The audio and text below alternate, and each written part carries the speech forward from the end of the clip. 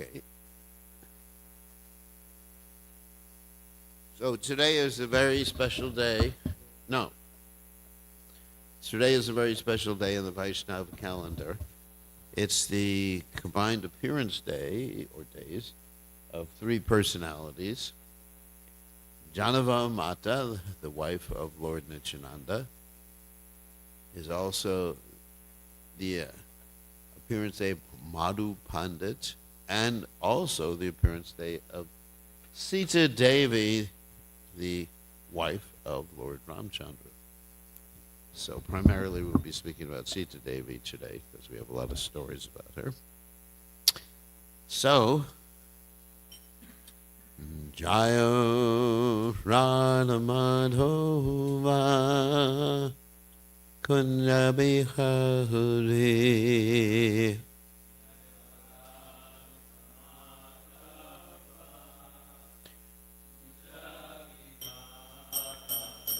Jayo Radha Madhova Kunja Bihari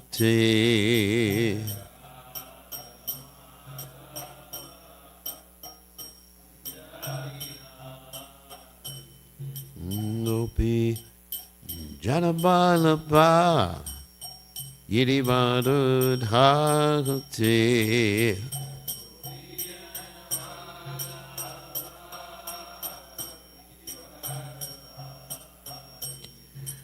Gopi Janabalabha Yidivadudhagati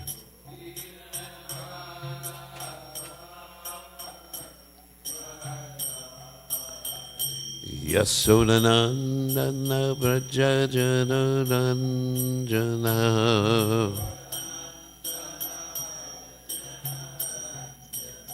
Yasodhanandana Vrajajanaranjana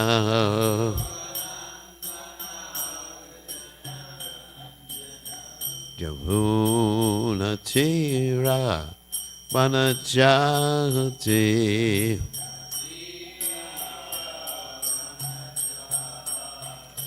Yamuna Tira Vanachati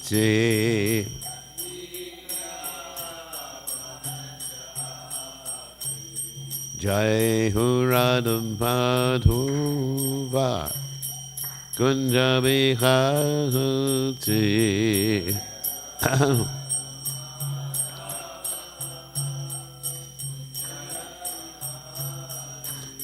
Jaya Radha Madhova Kunja Bihari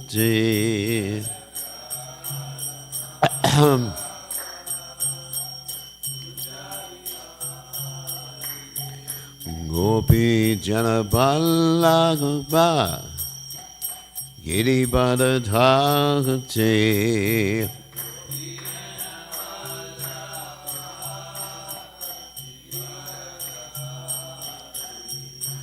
Gopi Janaballabha Giribadadhagati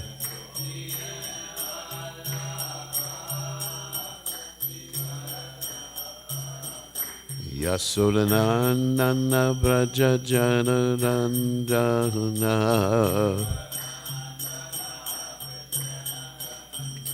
Yasodhanandana Vrajajanaranjana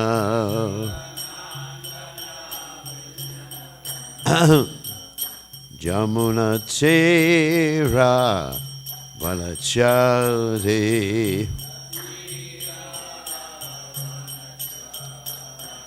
Yamuna Tira Vanachari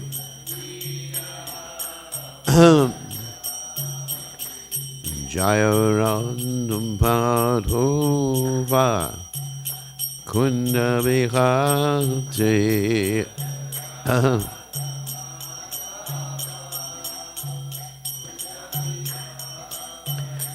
Jaya Radha Madhova Kunja Bihari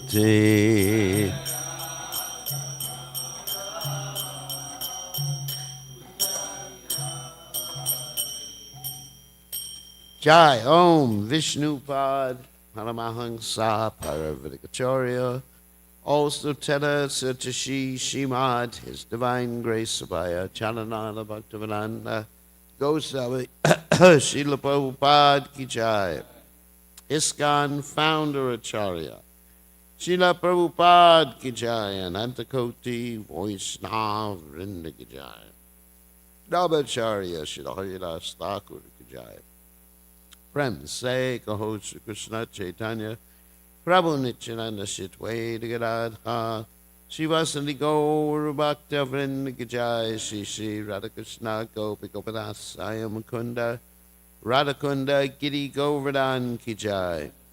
Vrindavanam Ki Jai. Mathuradam Ki Jai. Jagadatasami Ki Jai. Yamunamai Ki Jai. Shrimati Tulasi Devi Ki Jai. Samaveda Bhakta Vrinda Ki Jai. Gaur Premananda Hari Hari Bol. All glories the assembled devotees. All glories the assembled devotees. All glories the assembled devotees.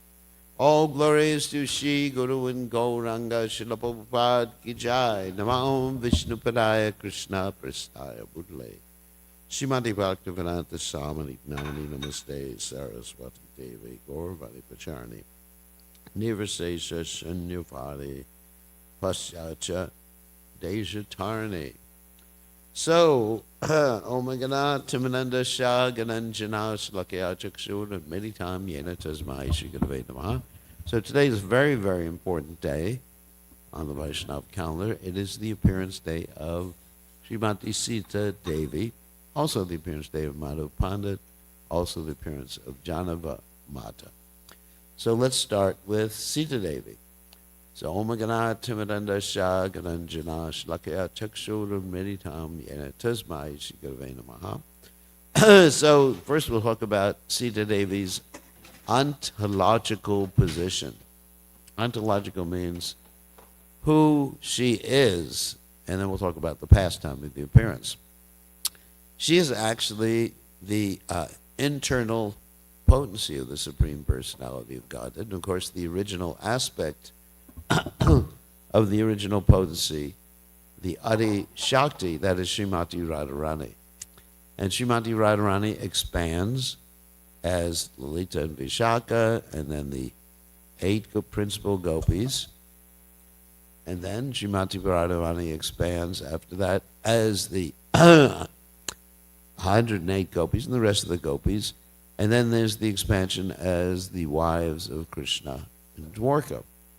And then after the wives of Krishna and Dwarka, oh, welcome back. After the wives of Krishna and Dwarka, then you have the Lakshmis, who are consorts of all the different expansions of Lord Vishnu. And so then after Lakshmi expands, then through in this material world, the expansion is called Durga. So these are all Shaktis of the Supreme Personality of Godhead, and actually they're expansions originally of Srimati Radharani. Of course, Durga is the external potency of the Supreme Personality of Godhead, and her position is similar to that, or not so much similar, but metaphorically comparable with Lord Shiva's position in relationship to Krishna, or in relationship to Lord Vishnu. Like it's described that Lord Krishna, or Vishnu, is like the milk, and Lord Shiva is like the yogurt that comes from milk. So you can take milk and you can make yogurt, but you can't take yogurt and make milk from yogurt. So Lord Shiva has less qualities than Vishnu. Lord Shiva deals with the material energy. He touches the material energy, comes in touch with Durga. Whereas Krishna, Lord Vishnu, never touches the material energy. Even it's described insofar as the super soul is concerned.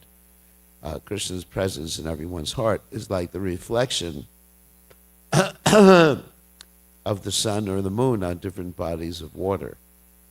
Not that the super soul is actually in the material energy. He's not in the material energy.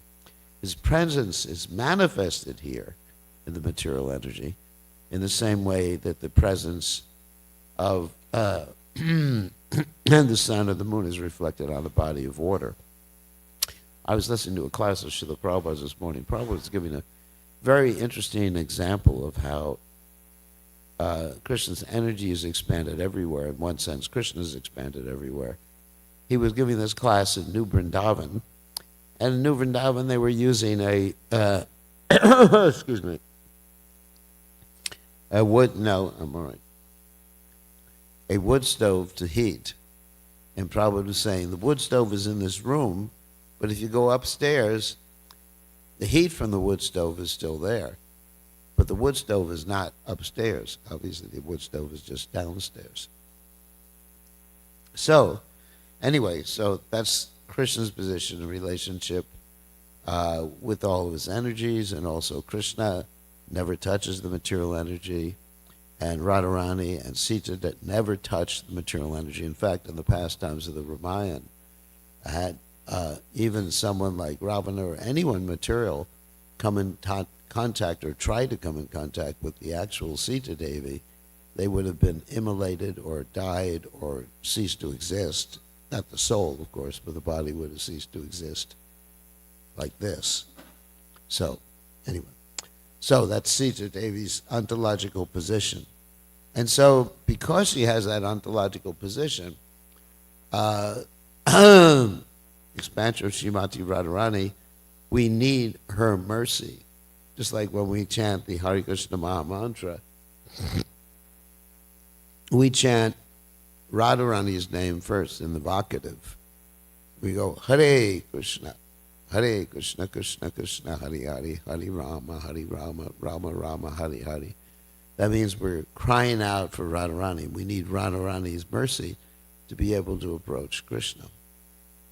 So in the same way, we need Sita's mercy in order to understand Ram. And of course, the primary source for our information about Sita is from the Valmiki Ramayana. And in the Valmiki Ramayana, Valmiki, the original author of the Ramayana, explains the Ramayana is actually the story of Sita. There's an interesting verse here I'm going to read.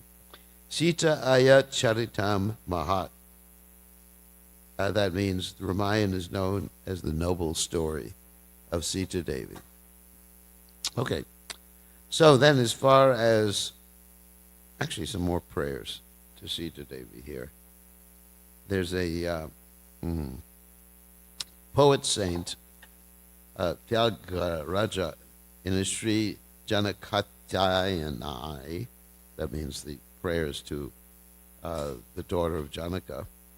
O daughter of Janaka, O blessed soul, the blessed soul of refugees, O consort of Shri Raghu Ram, bedecked with shining gem ornaments, pray, protect me always. You are the wind that destroys the clouds of demons, like the hundreds-headed Ravana.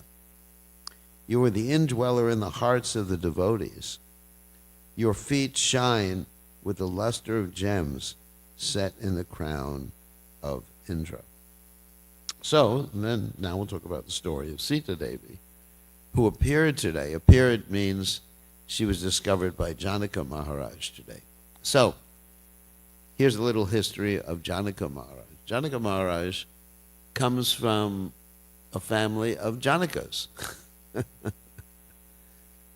Just like you have in England, sometimes there's King Edward I, King Edward II, King Edward III, etc. Queen Elizabeth I, II, whatever.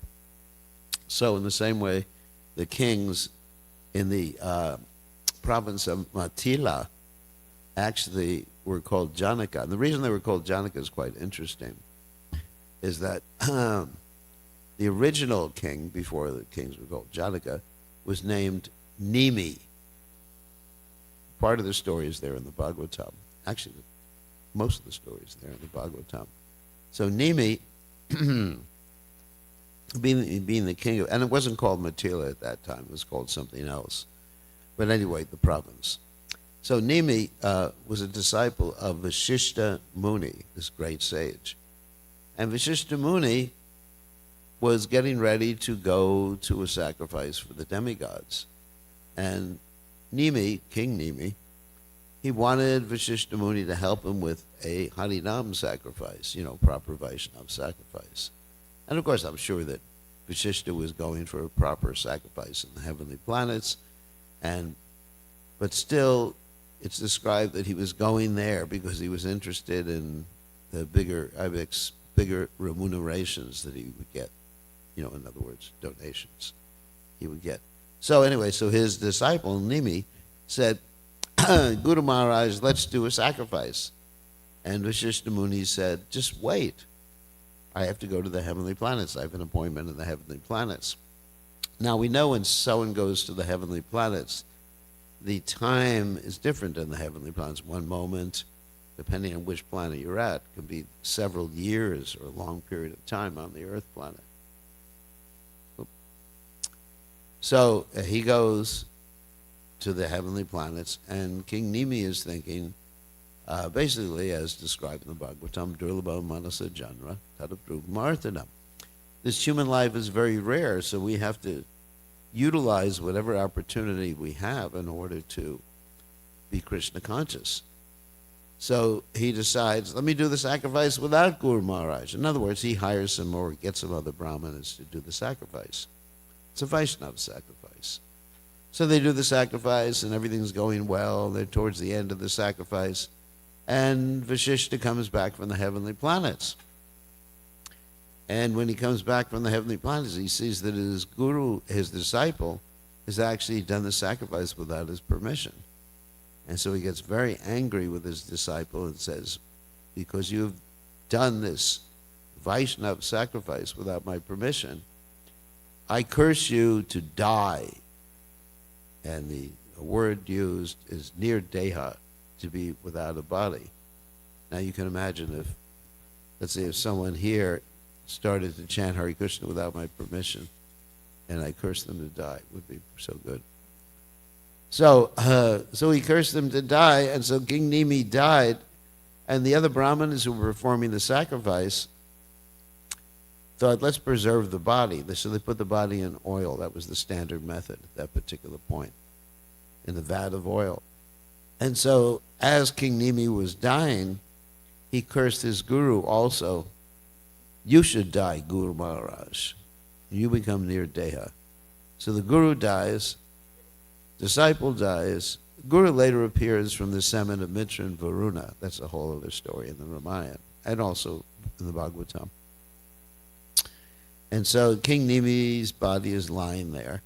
So the Brahmanas, they want to bring King Nimi back to life because there's no king at that particular point. So they have this method, and this is very similar to the method with Vena and Prithu Maharaj, of genetic engineering, well, whatever it's called. They would churn, the Bhagavatam talks about churning. They churned the body of King Nimi. Well, actually, before they churned the body, sorry, go back a little bit. They brought King Nimi back to life by their mantras. King Nimi says, I don't want to be back to life. I want to be back to Godhead, back to home, back to Godhead. Don't bring me back to this horrible material world. So he goes back in the vat of oil, and they churn his body, and out of the churning, or genetic engineering, they get King Janaka, which means someone who was born like that, from the churning. And the churning is called in Sanskrit something like Maiti or Maitai, Tili or something like that. And so the city of Matila becomes city of Matila, named after the churning. It's interesting. What is the name of our city? Churning. And King Janaka, someone who was born like that. So there was Janaka the first, Janaka the second, Janaka the third, all the way up to the father of Sita Devi. Now, what happened with the appearance of Sita Devi is quite interesting. There was an expansion of Sita Devi who appeared before Sita Devi appeared, and her name was Vedavati. And Vedavati, being an expansion of Sita Devi, wanted to marry Narayan. So she was meditating on the top of a mountain, Om Namo Narayanaya Namaha, Om Namo Narayanaya Namaha. And she was quite an attractive lady. So at the same time, we had your friend, Ravan, who was touring around on his Pushpaka Vimana. This Pushpaka Vimana he had gotten from his brother Kuvera, as well as Lanka he got from his brother Kuvera. So he was touring around and he was going around kidnapping different girls. And he had been cursed previously by Nalakuvara that he could not force a girl to accept him. Because if he forced a girl to accept him, he would die immediately. So he got very scared of this curse. So, but anyway, still he was kidnapping girls, and most of the girls, they gladly accepted him because he was so handsome, so rich, so famous, almost like Bhagawan. Not quite. So, what happened is he saw Vedavati meditating on top of the mountain. He comes down and he says, young girl, will you marry me? And she says, no, I'm supposed to marry Narayan, meditating to marry Narayan. Okay. So he gets really upset and he grabs her hair just to take her away. He couldn't forcibly rape the girl, but just to take her away, he grabs her hair and she says, now I've become so defiled by your touch. And she makes her hand like a knife. And utilizing the hand knife, she cuts her hair. And so he's just like falls back on his back. And she performs this self-immolation. And she burns herself. And she says, as she's burning, she says, I'm going to take birth. I'm going to take birth in your kingdom and be the cause of your death. This is an interesting story. So later on, Ravan, I'll make you remind. Ravan is actually by his, by his kingdom, and he discovers that floating in the lotus flower, there's a little girl. And he understands that this is probably the person who's going to kill him, so he has her thrown back into the ocean. So she's taken by Varuna. Varuna, of course, is the ocean god of the waters, and given to Bhumi, the god of the earth. You understand? And the goddess, not god of the earth, and Bhumi takes her and puts her in a little jeweled box, the little girl in a little jeweled box, and puts her right under the earth in Janaka Maharaj's kingdom, the Janaka who's going to be the father of Sita Devi. So Janaka Maharaj is very, very worried about what's happening in his kingdom. The reason he's very worried is because there's a drought. Everybody is starving because we're dependent. Everybody's dependent on proper rainfall. And rainfall is dependent upon sacrifice. So something has happened to cause a lack of rain in the kingdom, and people are starving to death. And he's thinking, the only way that I can do to change the situation is by doing a sacrifice. So to inaugurate that sacrifice, there's a process of the king personally plowing the land. And he uses a plow with a sort of like a golden tip to it. And this plow is not like, he's not driving a tractor, he's driving bullocks. So he goes and starts plowing the land, and all of a sudden, he hits something, and the plow doesn't go further. It doesn't go any further. It doesn't go any further. And he just thinks, what's happening? So he calls his men, and they dig up in the earth and find out what the problem is, whether it's a big rock or whatever it is that's impeding the plowing.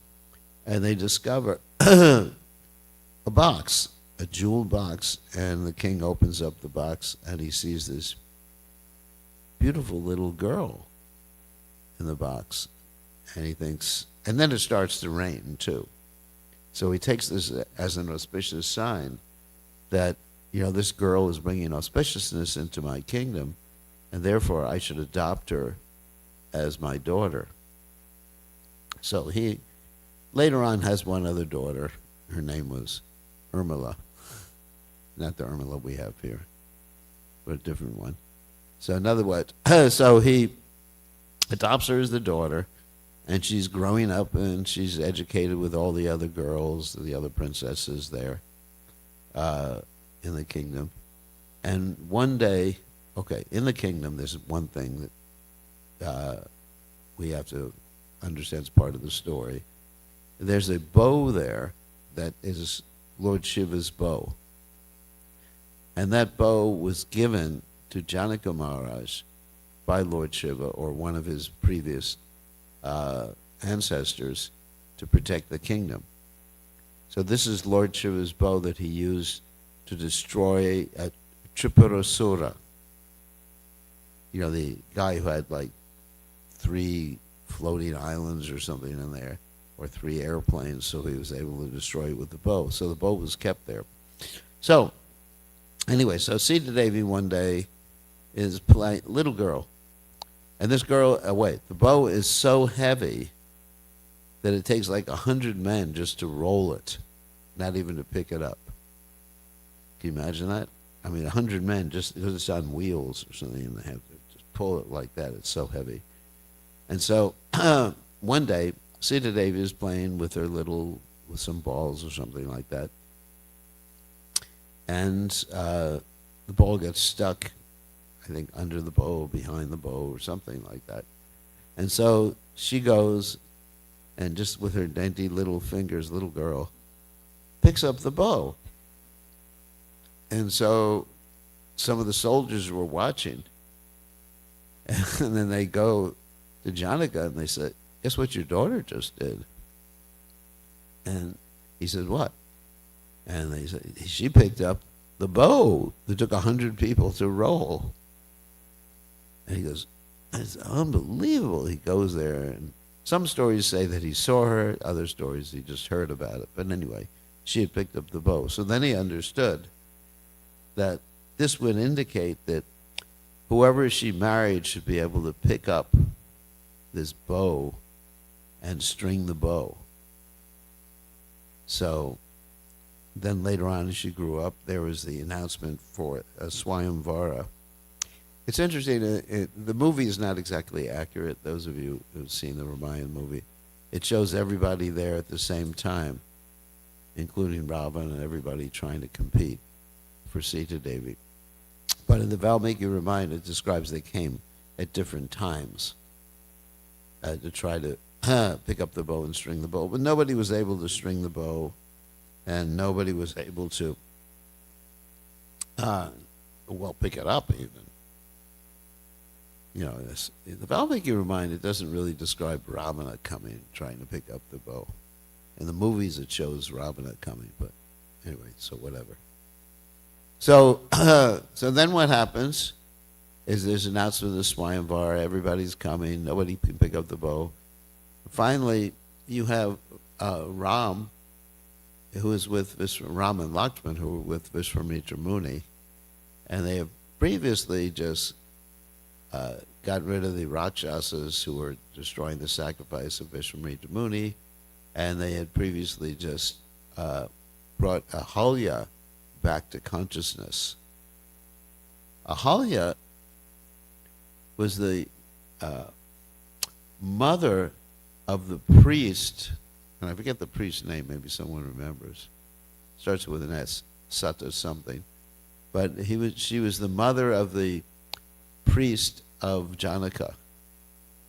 What? Not Satyavan, no. Satyavan, that's a different story. That's Savitri and Satyavan's story.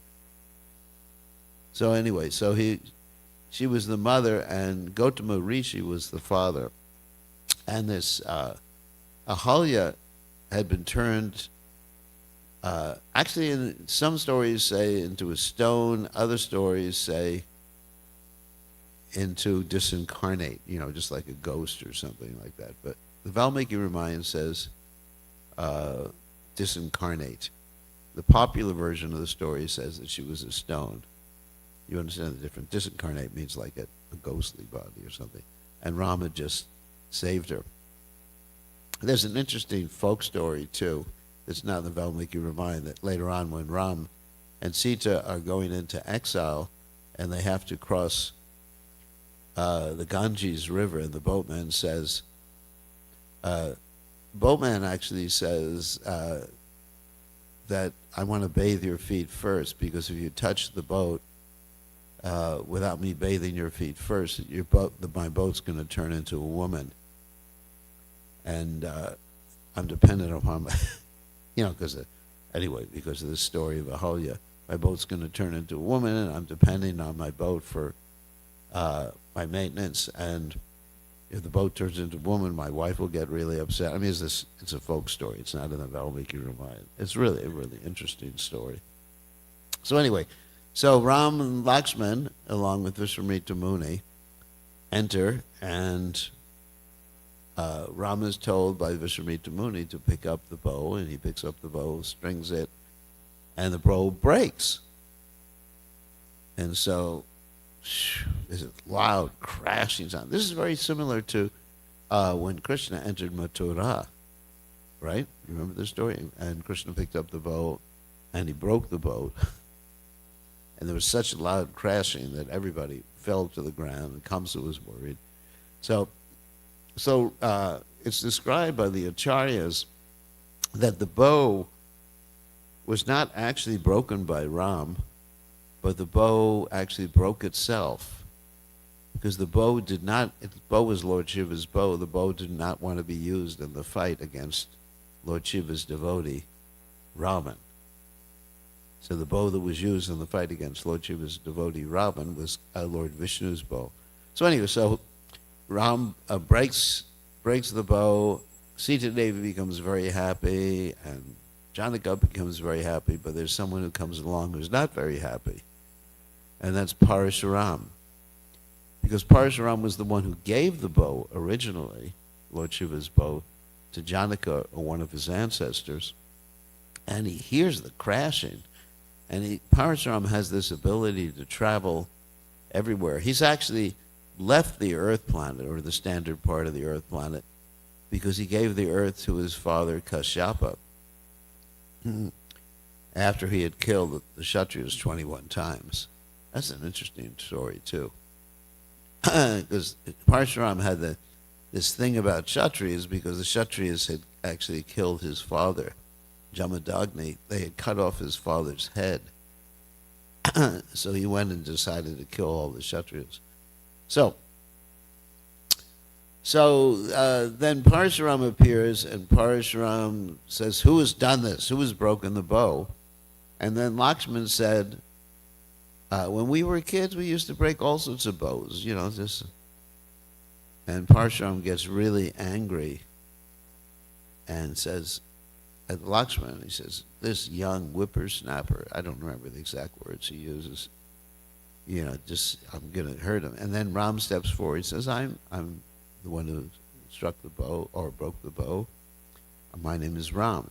He says, Ram, there's only supposed to be one Ram on this Earth planet. And he says, basically, to make a long story short, he said, if you're so powerful, see if you can handle Lord Vishnu's bow. So Parshuram goes to get Lord Vishnu's bow, says some mantras. But in the meantime, he looks at Ram, and Ram has Lord Vishnu's bow in his hand.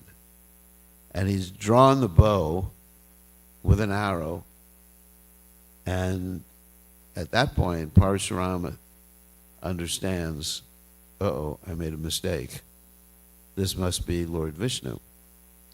Parshuram is sometimes described as a Shaktavesh avatar, so one may question, why didn't he know that, he's an incarnation of Krishna, so why did he know that there was another incarnation of Krishna there? The reason is it's Yogamaya, basically. He's a pure devotee, Shaktavesh avatar, so he didn't know that. So, anyway, then Ram draws the arrow, draws the bow, draws back the arrow, and he says, now I have to fire. I have this vow, one wife, one word, one arrow. So where should I fire it? I don't want to kill you. And Parashuram says, well, you can destroy the fruits of all my pious material austerities. but don't destroy my ability to travel to all the heavenly planets. So Ram fires it, and it described that also it creates a desert somewhere. There's a desert that's created by it. So anyway, that's the marriage of Sita and Ram. And of course, when Sita got married to Ram, Urmila also got married to Lakshman, and Bharat and Shatrughna got their wives. Was it one? I forget the names of the other two girls who were the cousins of Sita Devi. So, Sita Devi is known for her chastity. So, Rama Eka Patni Vrata. So, that means Ram took a vow, only one wife. So, when Ram went on exile, was sent on exile by Kaikeyi, much to his father's chagrin, Sita Devi insisted on going, and so did Lakshman. This is a quote. She declared, "My lord, I cannot stay for a moment in a place without you. In your absence, this Ayodhya will be a jungle to me. The forest wherein you stay will be my kingdom. My life runs under your shadow. It is not becoming of you to leave me behind." So this is real chastity. I mean, this is, if we study like the emotional undercurrent, or not even an undercurrent, it's actually the main theme, the devotion between Sita Devi and Ram, a devotion between Lakshman and Ram, devotion of the other brothers, Bharat and Shatrughna, for Ram and for each other. One can learn a lot insofar as one's actions within this world. So there's more quotes here. "Whether it be jungle or town, it is my duty to be with you. I do not care for comforts here. I am not afraid of the difficulties we may encounter in the forest. You are such a lion of a man. Can't you protect me there?" So it's described that tears were rolling down her eyes. She was insisting. And Ram said to her, "Sita, if you are with me, any jungle is heaven." Wow. So this is love. This is, the Ramayana is actually a transcendental love story. If one hears about this love between Sita and Ram, then one loses the ability to engage in romantic affairs in this world. So anyway, there's more stories that happen in the Dandakaranya forest. I like this one. First, of course, they went to Chitrakoot, and then to Dandakaranya. So they went to Dandakaranya. Dandakaranya means the place of austerities, like Danda. Danda means like a stick. So the sages, they would go to these forests and give the names of the forests according to their austerities they performed there. So Dandakaranya. Actually, one becomes very happy and powerful when one performs austerities. So what happened in the Dandakaranya forest, Sita Devi noticed that Ram was very enthusiastic about killing the Rakshasas, and he was carrying a bow all the time. And Sita Devi started to preach to Ram. Let's see if I remember this story. Oh, here. She started to preach to him. She said, you're killing all these innocent Rakshasas. She was interested in peace. And she told the story. She said, once upon a time there was a sage who was performing austerities, and Indra wanted to stop him from his austerities. So what Indra did, instead of sending down dancing girls or some other strategy, he gave this king a bow. I gave this sage, a bow. And once he had a bow in his hand, then it was like he was tempted to use it, and then he started being cruel. So in the same way, because you're carrying this bow all the time, you may have a tendency to be cruel to these poor innocent Rakshasas. So she was very sentimental about the Rakshasas. And of course, Ram preached to her at this particular time. So eventually, Sita Devi was substituted for the Maya Sita. As we described before, the actual Sita was never kidnapped, but Maya Sita was kidnapped. Maya Sita is a reflection of Sita Devi. And Maya Sita was held by Ravan. And after some time, Maya Sita was freed, and the real Sita was brought back by Agni, the fire god. And then when the real Sita was brought back, Ram told the real Sita, this is very heavy, this is a quote from the Ramayana, "Good woman, you are now freed. As a matter of my duty, I came to rescue you. It is not because of my passion towards you." In other words, I don't love you. "You have been with the Rakshasas for a year. I cannot accept you as my wife as before. You are now free. Go anywhere you like and live." Pretty heavy, isn't it? And it wasn't actually Sita but Ram wanted to make sure that Sita Devi's reputation was intact. This was his strategy. It's not that he didn't love Sita Devi, but he wanted this whole fire ordeal to occur. So Sita entered the fire, and she proved her chastity. Later on, there was some talk in the kingdom. Particularly, there was a washerman, and this washerman actually criticized Ram for taking Sita Devi back.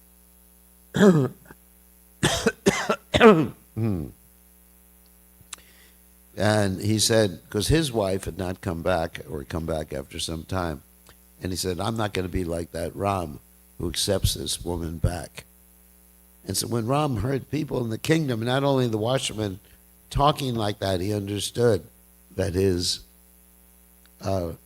reputation as the king and her reputation was very important in order for him to perform his duties. So he made this arrangement to have Sita Devi sent away to be in Valmiki Muni's ashram. And she lived in Valmiki Muni's ashram even though she was pregnant, and she gave birth to Lava and Kush, her two sons. And later on, after many, many years, it was decided maybe she could come back. And Valmiki Muni vouched for her chastity. And Ram said, "I really want to hear it from her mouth. I want her to vouch, to promise that she never thought of anyone other than me. Then I will accept her back." By this time, she said, "This is too much of an insult." And she begged for the earth goddess to take her away. There's a quote here from the Ramayana. "If Ram has always been foremost in my heart, then may my mother earth, Bhumi, herself deliver me. If I have only been true to him, wholly, mind, body, and soul, then may my mother earth deliver me. If I have loved none other than him,"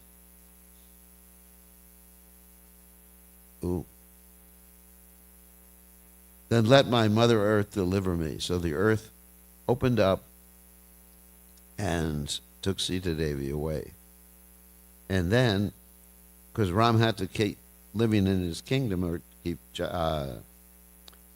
was in charge of the kingdom for another, described in the Valmiki Ramayana, for another 13,000 years, and he had to perform sacrifices, so he kept a deity of Sita Devi with him the whole time. And he was feeling great separation from Sita. Of course, we understand that in the mood of vipralamba, or separation, between the Lord and his dearmost consort, there's not actually separation. The separation is just external. There's no separation between Sitaram or between Radha and Krishna. It's very interesting in the three times I can think of when the Lord appeared as Lord Chaitanya Mahaprabhu and as Krishna and as Lord Ram. There's this pastime of separation from the beloved. Like Lord Chaitanya Mahaprabhu, we separate from Vishnu Priya. And she was only 16 years old when he left and took sannyas. And here was Ram separated from Sita. And of course, a similar story when Krishna left Vrindavan and left the gopis bereft, feeling his separation. So we execute devotional service in the mood of separation too, and being in the mood of separation, we're actually always connected. If we chant the holy name in the mood of separation, then there's no disconnection between us and Krishna. So, it's time.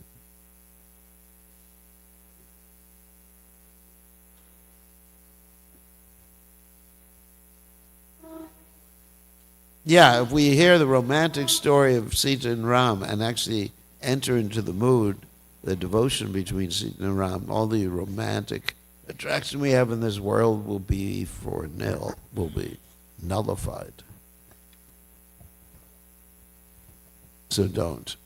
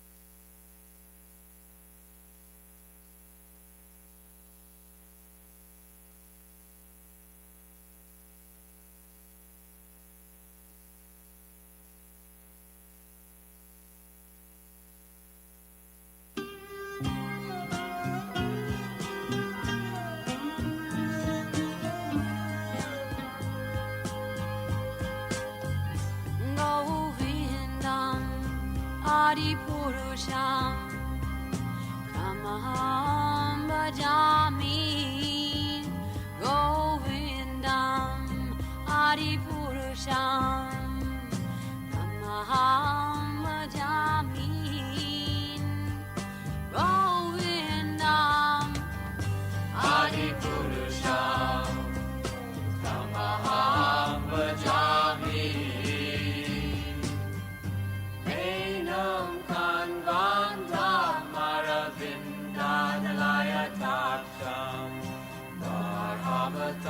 Samasitam Buddha Sundarangam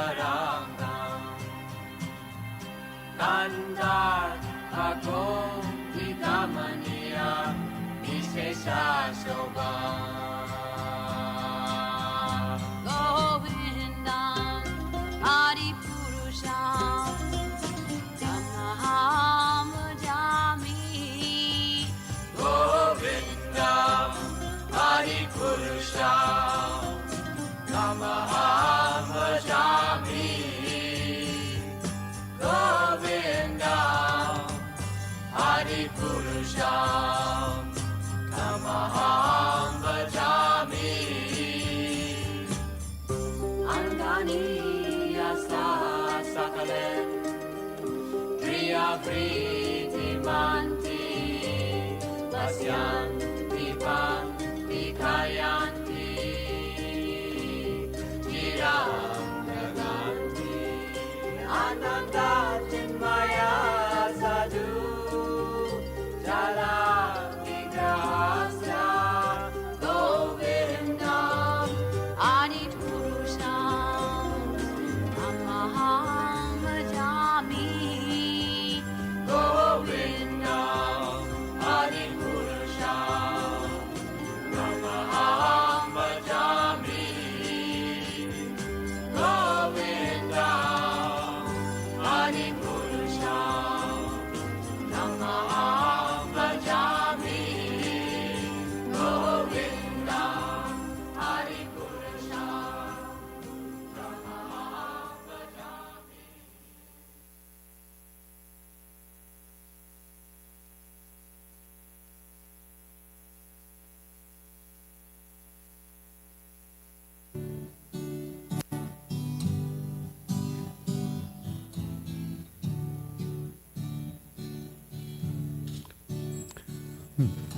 Namaham Vishnu Pataya Krishna Pastaya Bhutalaya Shimate Bhaktivedanta Samaniti Namane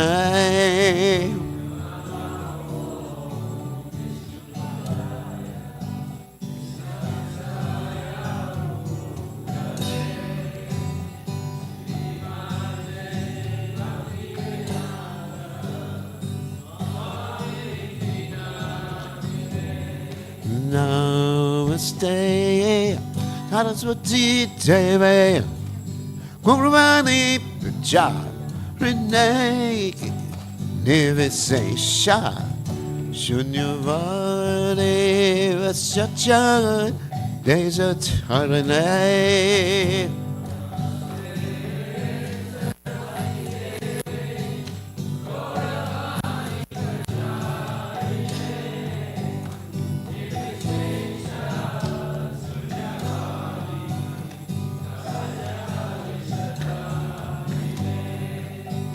Jaya Shri Krishna Chaitanya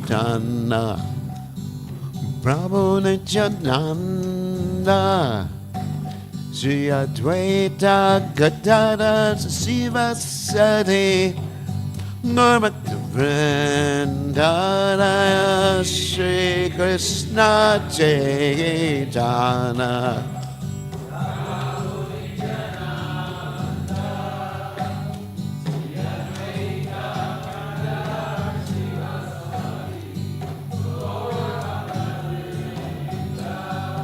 Shri Krishna Chaitanya Prabhu Nityananda Shri Advaita Gadadhara Sivasati Gaurabhakta Vrinda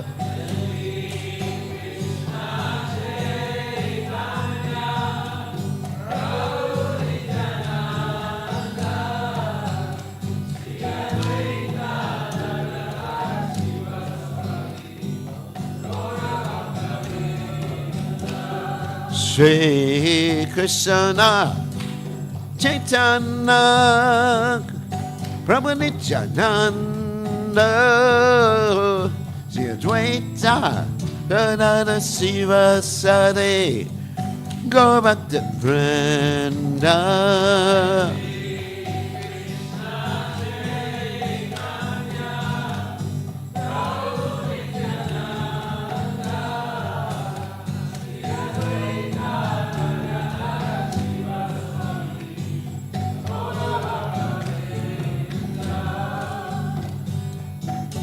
Hare Krishna, Hare Krishna, Krishna Krishna, Hare Hare, Hare Rama, Hare Rama, Rama Rama, Hare Hare.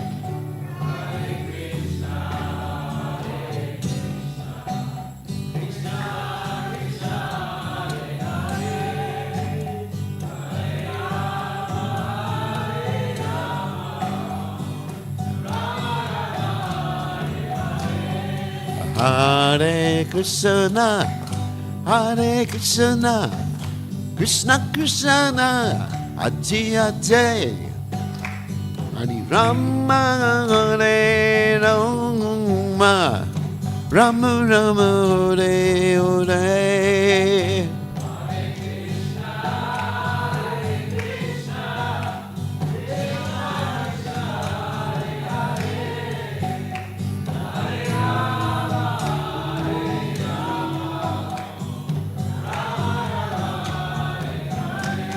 Hare Krishna, Hare Krishna, Krishna Krishna, Hare Hare, Hare Rama, Hare Rama, Rama Rama, Hare Hare.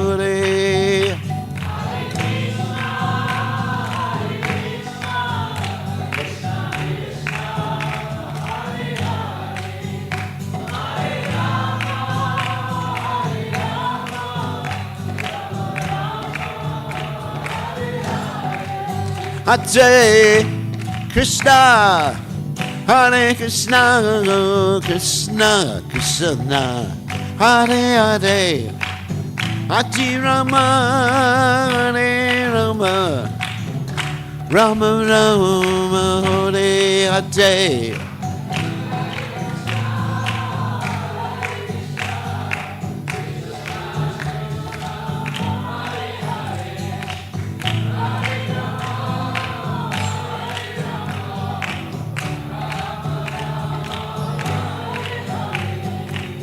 Hare Krishna, Hare Krishna, Krishna Krishna, Hare Hare, Hare Rama, Hare Rama, Rama Rama, Hare Hare.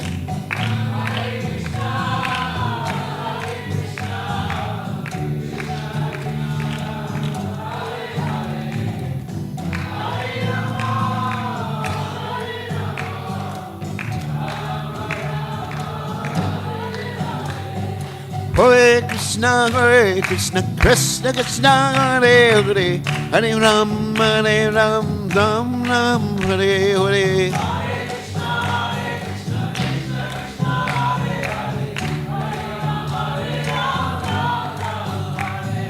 Hare Krishna, Krishna Krishna, Hare Hare, Hare Ram, Ram Ram, Hare Hare.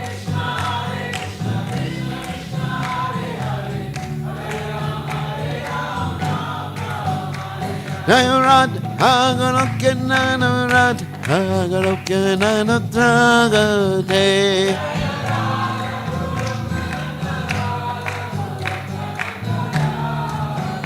Nayorad, Hagaloken, Nayorad, Hagaloken, Nanatragate.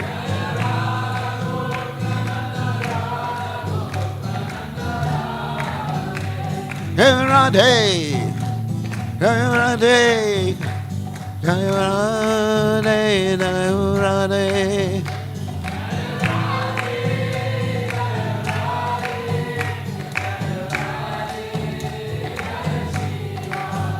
Nayorade, Nayorade, Nayorade, Nayorade. Jaya Radhe, Jaya Sri Radhe, Jai Om Vishnupad, Hanamahans, over the Kacharya, over the Teta, Sitashi.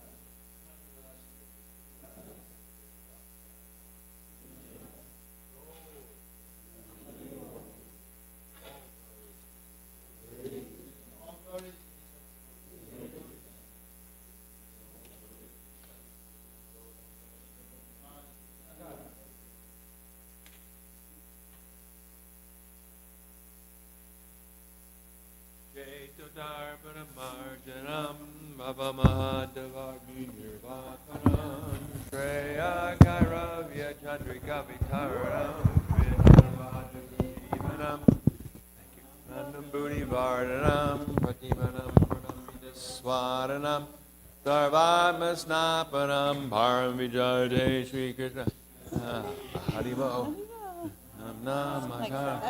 Yeah, well, it's only 11 days. Yeah,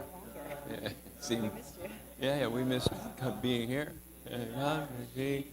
Bhagavan mamapi Durdaiva midrishami hadjanina nuraga Trinada pisu nichena Tarora pisu hishuna Amanina manadena Kirtaniya sadahari Nadanam najanam nasundarim Kavitam va jagadisha kamaye mama janmani janmani ishvare Bhavatat bhakti hoite ki tvai Ainanda tanuja kinkaram Patitamam vishamevam buddha Kripayata vapada pankaja Stita duli sajashim vachintaya Nayanam Gadadashu Dharaya Varanam Gadgadavardaya Gira Pulakarnishitam Vapukada Tavanamagrahane Bhavishyati Yugayatam Namishena Chakshusha Pravashayatam Shunayatam Jagat Sarvam Govindam Virahename Ashlishyava Badamritam Manastumam Adarshanam Marmahata Karotuva Yatatatava Vidadatulam Pato Mat Prananatas Eva Napara. Victory to the Sri Krishna Sankirtan, which cleanses the heart of all the dust accumulated for years and extinguishes the fire of conditional life of repeated birth and death. This Sankirtan movement is the prime benediction for humanity at large, because it spreads the rays of the benediction moon. It is the life of all transcendental knowledge. It increases the ocean of transcendental bliss, and it enables us to fully taste the nectar for which we are always anxious. O my Lord, congregational chanting of your holy name alone can render all benediction to living beings, and thus you have hundreds and millions of names like Krishna and Govinda. In these transcendental names you have invested all your transcendental energies. There are not even hard and fast rules for chanting these names. O my Lord, out of kindness you enable us to easily approach you by your holy names, but I am so unfortunate that I have no attraction for them. One should chant the holy name of the Lord in a humble state of mind, thinking oneself lower than the straw on the street. One should be more tolerant than a tree, devoid of all sense of false prestige, and should be ready to offer all respect to others. In such a state of mind, one can chant the holy name of the Lord constantly. O Almighty Lord, I have no desire to accumulate wealth, nor do I desire women, nor do I want any number of followers. I only want your causeless devotional service, birth after birth. O Son of Maharaj Nanda Krishna, I am your eternal servitor. Yet somehow or other I have fallen into the ocean of birth and death. Please pick me up from this ocean of death and place me as one of the atoms at your lotus feet. Oh, my Lord, when will my eyes be decorated with tears of love flowing constantly when I chant your holy name? When will my voice choke up, and when will the hairs of my body stand on end at the recitation of your name? Oh, Govinda, feeling your separation, I'm considering a moment to be like 12 years or more. Tears are flowing from my eyes like torrents of rain, and I'm feeling all vacant in the world in your absence. I know no one but Krishna is my Lord, and he shall remain so even if he handles me roughly by his embrace or makes me brokenhearted by not being present before me. He is completely free to do anything and everything, for he's always my worshipful Lord unconditionally. Jessica Ki Jai.